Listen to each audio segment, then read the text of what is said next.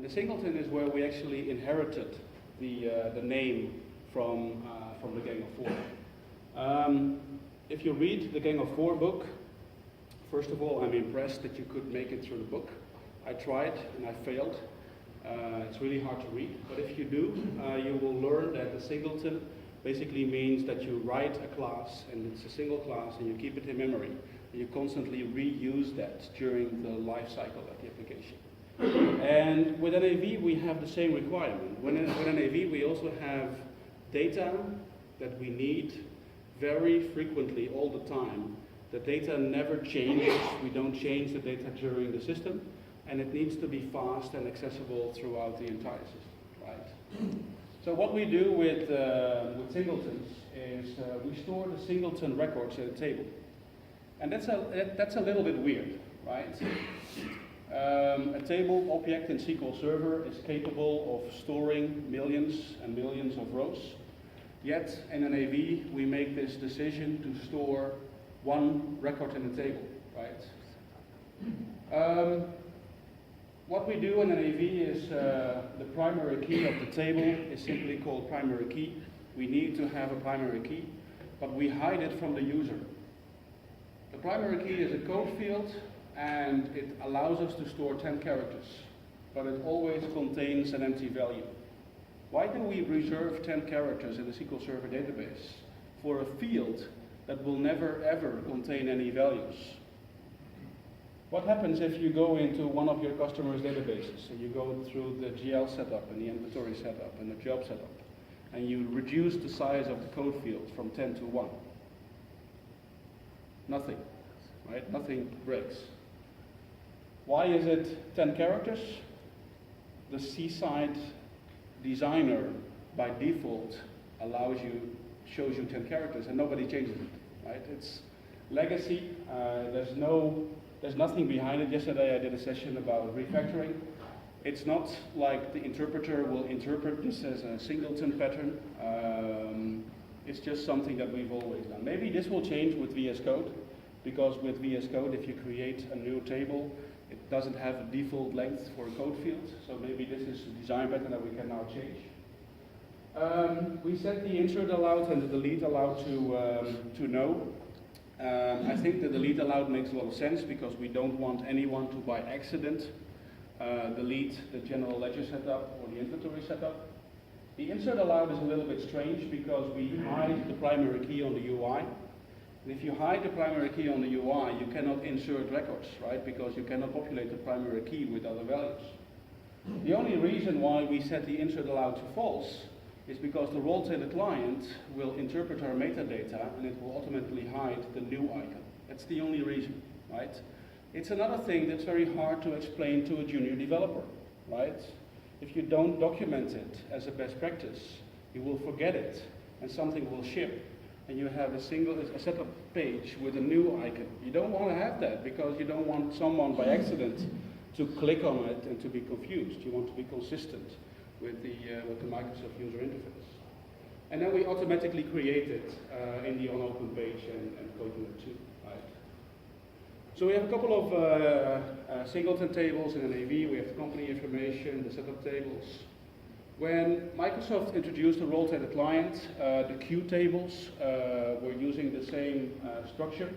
So it's also a table with the code field as a primary key, and it shows the flow fields or some functions with return values. Of course, we have an example of do as we say, don't do as we do. There is a table in the vision which is called job entry number. First of all, if you call a table like a field, it starts to be confusing. And this table stores the last entry number of a posted table. And this is definitely not a good way of doing it. It should be replaced by auto-implement, right? If you open a page that has a singleton pattern, we have this code in the on-open page. First of all, this is the example that I wanted to show you, that in a vision we have database operations in the user interface, right? This is not what C# guys call the MVVM or the MVC pattern, right? We go to the database on the user interface, right? The first thing we do is reset. Why would I do a reset when I open the page? Clear the filters. Clear the filters. Let me show you a Singleton page.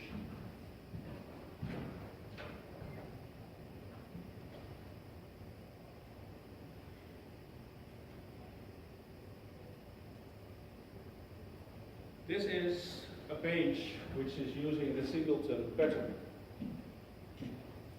Where in this page can I set a filter? How do I do that? Only clear. I can't. There's no way in this UI to set a filter. If I cannot set filters, why do I reset? This is legacy. As I mentioned in the introduction, we converted all the code from forms to pages. And in the classic client with a form, I could set a filter. What happened in the classic client if I set a filter on a setup page on a primary key? The ZAP file would go corrupt, and the user would have to delete the ZAP file in order to get back into Navision. Right? This is a protection against a bug in the classic client, but it's still there. Right? This is a boat anchor.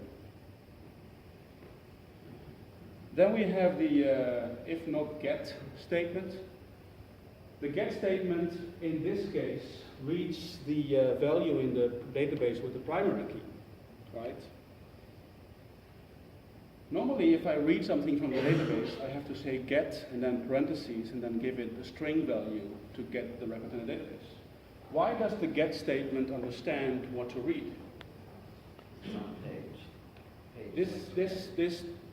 I like to think that this statement was designed to understand the design pattern, right? So this actually allows you to write clean code. The get statement by default will always read the primary key with the default value. When you initialize a company, NAV will run code unit number 2. It will actually execute this code. The first thing is that it's a bit strange that we have this code here on the page, and then we have this code here in the code unit. Here we have a FineFirst, here we have a get. What is the difference between the get and the FineFirst? Why did this guy use a get statement and this guy use a FineFirst statement?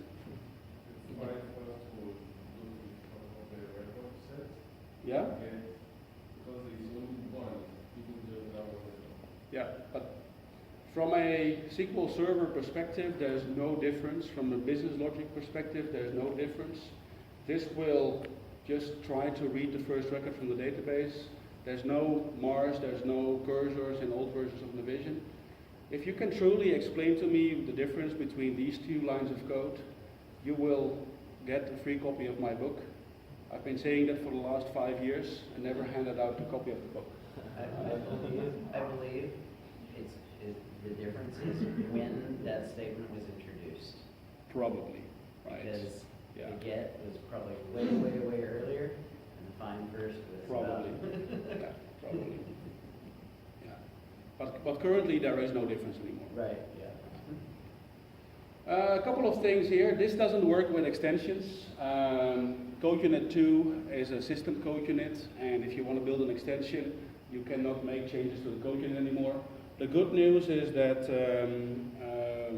this code unit now has an event that you can subscribe to, so you can actually move this code to your own code unit. It's code cloning. I talked about code cloning yesterday. NAV is full of code cloning because in older versions of NAV we didn't have go to definition. Go to definition in your IDE is the first requirement to avoid code cloning. And this is also not testable, right? If you write code in the middle of someone else's code, if you write code on the top of a page, you cannot use a testability framework. You can only use a testability framework if you isolate your code in your own code units, right? So if we read singletons, we can simply use the get statement. The bold lines, where do those lines come from? Which code units can I find this in? posting, right? This is in Navision all over the place. Why do I have this code in all these posting routines? What is Microsoft, I actually think this is Navision, this is one of the last versions of Navision that was introduced. Why is it there? Reduce database. Eliminate round trips of database, right? With the classic client, the client would go to the SQL server for each database call, right? And that was very intensive to the network, right? And singleton tables don't change, I hope, right? With NAV 2013 or 2013 R2, Microsoft introduced caching in the service tier, right? The service tier will now cache the data, and if you don't change the data, the service tier will keep the data in cache. And the service tier is also the guy executing the code, right? So why do we still have to write this business logic, right? There's no round trips, it's the same thing, right? It will not go to SQL Server because the singleton tables will be in the cache of the service tier. So again, this is a boat anchor. You don't have to program it like this anymore. You can simply call the get statement. So these lines of code can be removed from your add-ons and can be removed from the Microsoft code. You don't have to do it anymore, right? Okay, we have about 15 minutes left. I have a couple of topics that I want to talk about. Let's start with this one. I think this is a nice way. This is actually, while the singleton and the number series are more like traditional Navision stuff, this is more like, okay, modern programming, how I'm going to introduce modern programming. What problem are we going to try to solve? In an AV we have a lot of data, right? We have, for example, the customer table, and with the customer table I can do a lot of things, right? I can do a lot of functions. One of the things that I can do with a customer is I can take a customer record, I can pass it into the format address code unit, and the format address code unit will return an array of addresses. The problem is that in C-side there is no relationship displayed to the developer that this relationship exists, right? If I declare a variable of the type customer, I cannot see as a developer from C-side with IntelliSense or with symbol menu that I can actually format the address, right? So what happens is that in a report, I have my customer data item, and I have to declare this code unit as a variable. This requires Navision developers to have a lot of knowledge about the standard application, right? As a Navision developer, you have to know all these things. And I know that on Mibuso, there are tools that you can download, and those tools will help you find, you know, references where used stuff that you can do. But C-side will not help you find those functions. And because C-side doesn't help you, people invent their own stuff. How many of you have seen a report where somebody will just put in the name, the address, the zip code, and the city without properly using the format address? And then after a year, you get a support call that name 2 is not displayed, right? Because the guy who created this is probably a junior developer, and Navision didn't help him find the features, right? It gets even worse if you have a table that is not storing consistent data. The sales header table in Navision is kind of a weird table, because I would actually dare to say that the sales header table is over-normalized. Over-normalized is probably not a term that you would typically use with an AV, because we copy a lot of stuff.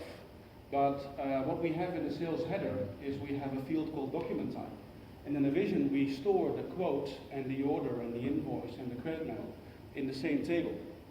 And the reason we store the data in the same table is in the DOS version, when this was invented, this is a table that is 3 decades old. In the DOS version, this helped avoid code cloning, right? And if you don't have code to definition, it's easier to work like that. We also have a table, and the table is called sales post, or the code unit. The code unit is called sales post. And sales post is also like an umbrella code unit that does a whole bunch of stuff, right? What does post mean, right? Microsoft is trying to make NAV more intuitive. You know what would be the very freaking first thing that I would do if I make Navision more intuitive? Chop up AD. Remove, chop up AD and remove the post. People that work in a warehouse don't know what posting means. They ship, you know. So on a sales invoice, I want to have a button which is called post, ship an invoice or ship an invoice. You know, post is one of the most confusing terms for people who are not familiar with an AV, right? We also have a code unit which is called release sales document. What else does this code unit do? Approving Reopen, stuff. right? Yeah. So how do I, as a junior NAV developer, find that function, right? Either rename the code unit into release and reopen, right, so I can find it, or split the code unit into two code units and make it easier to find it, right? And then, again, we declare the code unit as either a variable or, this is, I think, even worse. You know, if you call a code unit like this, because if you call a code unit like this, go to definition doesn't work. I hate that, you know. And this is actually the Microsoft coding guidelines. This is one of the few guidelines that I'm actually disagreeing with. I think you should always declare a code unit as a variable so you can use go to definition, or someone has to allow us to use go to definition on something like this. I think this is where we can learn from object-oriented programming. AL or CAL, Navision programming language, is a procedural programming language. CAL was invented in the 1980s and 1990s. And in the 1980s and 1990s, a lot of programming languages popped up, you know. And the most popular languages were, I think, C, C++, and Pascal. And Pascal was kind of like the language, like today Python. Python is the language that everybody learns at school. Back then, in the 1980s, Pascal was the language that everybody used at school. And C++ was considered to be more complicated. You know, you had to be smart to do C++. So the guys who built CAL chose Pascal, and Pascal is a procedural programming language. But we evolved, you know, we are now 30 years later. And object-oriented programming is not scary anymore. You know, if you ever worked with Python or TypeScript, it's very easy to work with those languages. It's not as hard as C++ once was, right? In object-oriented programming, if you have a class contains data. One of the rules in object-oriented programming is that you keep the data and the methods together, right? You have a class called dog, and the dog has a method called walk and bark and fly will give an error message. Unless you're pissed at your dog and you kick it in the ass and it will fly. Right?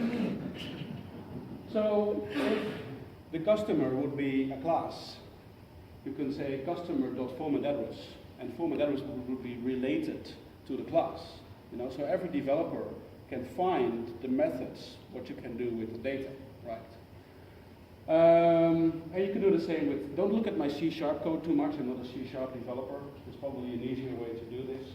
But the idea is to keep the methods and the data together. In an AV, you can do the same. Basically, what you can do is you can go to the customer table, and in the customer table, you declare a method. You call the method format address. And this way, if you have a report, you don't have to know that the code unit exists, right? You can just say customer.formatAddress, and all the magic will just happen by itself. You don't have to declare the code unit anymore, and it becomes a lot easier to find what you can do with it, you know. So the table becomes a class, a function becomes a method, and a code unit can be a reusable class by itself. You can do the same with the sales header. You can create a function called post and release, or maybe even better, ship and invoice. And those methods would go into the correct code units, right? So you never ever have to declare a code unit anymore. The advantage of this is that you actually get a very clear intention and you have a shorter learning curve. It will become easier for your new developers to learn what you can do with the data. IntelliSense and symbol menu all of a sudden will get more sense because everybody can see what you can do with it. And developers can work on their own objects. You know, if you split code units into smaller chunks, It becomes easier to work with it, and it allows you even to do function versioning. You know, it means that if you want to create a new instance of a feature, you just have to replace it in one area. What do you have to do today if you have like, let's create a replacement for the format address code unit. How many reports do you have to change? You know, you have to change hundreds of reports, and it becomes easier to do that if you have one version of the truth, right? There's also some disadvantages because you actually have to change a Microsoft object. You need to have a little bit more code units. This is where the move to Visual Studio Code is very smart, because VS Code actually introduces a new object, table extension, and with the table extension you can extend the customer table and you can add format address as a function to the customer table. This is not yet possible with extensions V1, but with extensions V2 you can actually start doing that. Right.